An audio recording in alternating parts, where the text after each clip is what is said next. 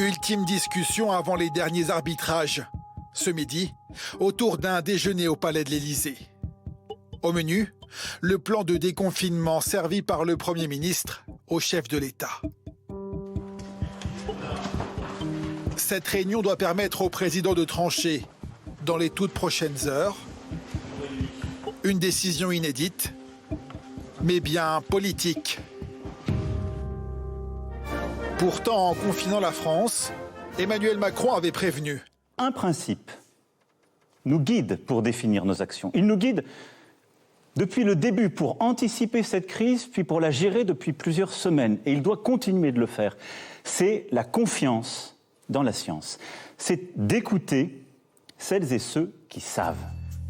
Médecins, infectiologues, épidémiologistes, ceux qui savent sont alors réunis au sein d'un conseil scientifique. Il doit éclairer la décision publique dans cette gestion de la crise sanitaire. Depuis plus d'un mois, il a rendu une note et 8 avis comme celui-ci, où on peut lire. Cet avis a pour objectif d'indiquer les conditions minimales nécessaires pour préparer de façon cohérente et efficace une levée progressive et contrôlée du confinement.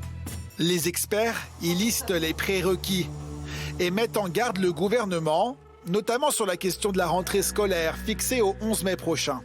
Le risque de transmission est important dans les lieux de regroupement massifs que sont les écoles et les universités.